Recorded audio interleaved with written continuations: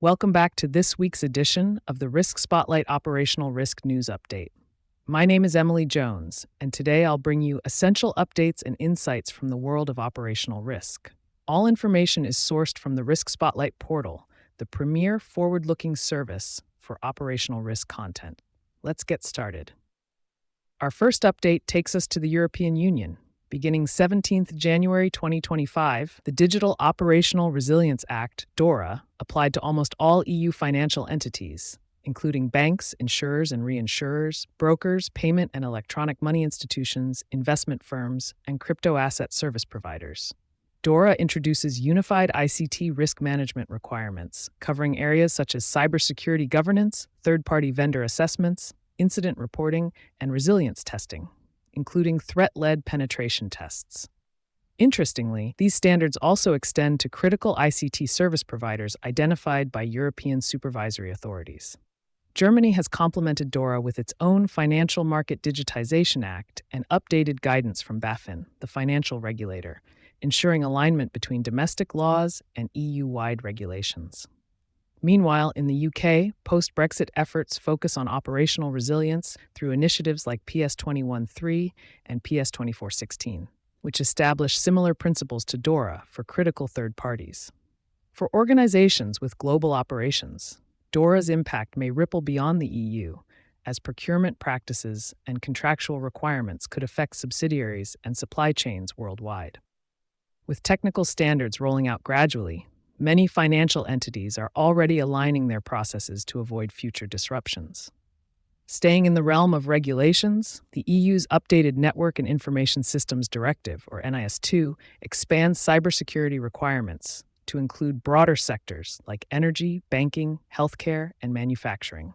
It introduces stricter requirements for risk management, incident reporting, and supply chain security, with significant penalties for non-compliance, similar to GDPR. Non-EU companies, especially those in APAC providing services or components to EU markets, are indirectly affected, with stricter incident reporting and supply chain security obligations. NIS2's ripple effects make proactive compliance essential to avoid penalties, ensure business continuity, and maintain strong partnerships with EU-based entities. Moving on to cloud security, effective non-human identity (NHI) and secrets management is critical for cloud-native security, as NHIs, which combine machine identities with encrypted credentials, play a vital role in securing sensitive data. Organizations must adopt context-aware, industry-specific strategies to manage NHIs, ensuring robust protection, compliance, and efficiency. Benefits include reduced risk, improved visibility, and automated processes, addressing vulnerabilities in sectors like healthcare and financial services. Proactive and ongoing management is essential, requiring continuous monitoring and tailored approaches to stay ahead of threats. Prioritizing NHIs and secrets can enhance security, align teams, and promote sustainable growth in an increasingly digital business landscape. On the cybersecurity front, the rise of ransomware remains a persistent threat. New players like RansomHub are using innovative extortion tactics, including multi-layered approaches that combine data encryption, public exposure threats, and even distributed denial-of-service attacks. AI-powered groups like FunkSec are leveraging artificial intelligence to personalize phishing lures and automate reconnaissance, pushing defenders to rethink traditional strategies. Certain sectors remain particularly vulnerable. Financial institutions are amongst the high-value targets due to the sensitivity of their data. Organizations must prioritize proactive measures such as zero-trust architectures, comprehensive backup strategies, and incident response plans to mitigate these risks. Cyber fraud is another area of growing concern. A new report from the INSICT Group highlights the escalating sophistication of payment fraud tactics, including digital e-skimming and scam e-commerce websites. Vulnerabilities like the Cosmic Sting exploit have enabled widespread MageCard attacks on platforms such as Adobe Commerce and Magento, while scam domains tied to networks in the UK and Hong Kong amplify the problem during major shopping events.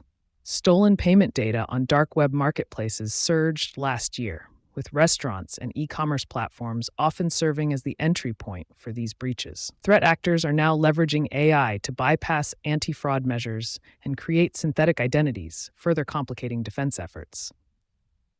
Fraud tactics extend beyond cybercrime, as highlighted by South Korea's recent spike in card delivery scams.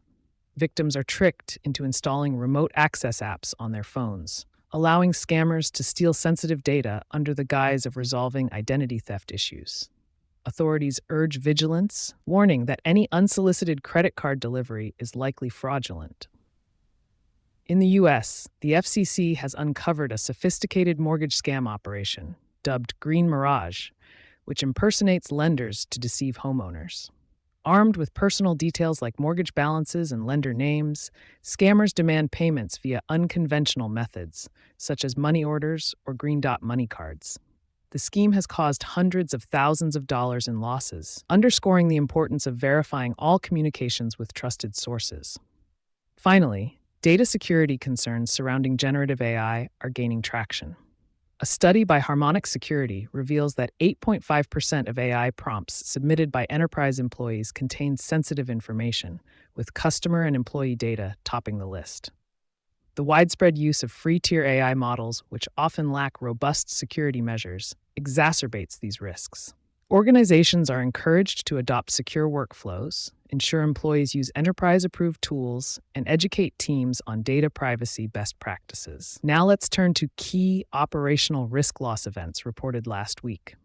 The first update is about a significant legal setback for Austria's Raiffeisen Bank International in Russia. A Russian court has ordered Raiffeisen to pay $2.1 billion in damages, marking a watershed moment for Western companies still operating in the country. This ruling underscores Moscow's determination to retaliate against Western businesses. The court decision stems from a collapsed deal involving Raiffeisen and a Russian-owned stake in an Austrian builder. This development not only impacts Raiffeisen, the largest Western bank in Russia, but also serves as a stark warning to other Western firms still active in the country. Experts view this as part of Russia's broader strategy to pressure Western companies, including asset seizures and punitive exit terms. With approximately 6 billion euros tied up in Russia, Raiffeisen now faces significant financial and operational challenges, highlighting the risks of maintaining business ties with Russia amid ongoing geopolitical tensions. The next update is about Capital One's response to a major service outage that affected thousands of customers. Capital One has announced it will refund fees incurred by customers due to a widespread technical issue that lasted several days in mid-January 2025. The outage, caused by a power loss and hardware failure at third-party vendor FIS, impacted Capital One and 26 other banks, delaying deposits, payments, and transfers. During the outage, many Capital One customers were unable to access their accounts, view balances, or receive direct deposits, causing significant frustration and financial stress. In response to the disruption, Capital One has committed to making things right for affected customers. The bank stated it would cover all reasonable fees incurred as a result of this incident once services were restored. The refund initiative highlights the broader implications of technical failures in the banking sector and the importance of robust systems and contingency plans for financial institutions. The next update is about a major lawsuit against Citigroup concerning consumer protection in the United States. A federal judge has rejected Citigroup's attempt to dismiss a lawsuit filed by New York Attorney General, alleging the bank failed to protect customers from online scams and denied reimbursement to fraud victims. The case, filed in January 2024, claims Citibank violated the Electronic Fund Transfer Act with weak fraud prevention systems. One victim reportedly lost $40,000 in a phishing scam. The judge's decision allows the case to proceed, potentially setting a precedent for how banks handle fraud cases and reimburse victims. That concludes this week's operational risk updates. For more on these topics and additional insights, visit the RiskSpotlight Portal. If you're a subscriber, log in or go to riskspotlight.com to sign up for a free trial. Thanks for tuning in, and until next time, stay safe and keep those risks in check.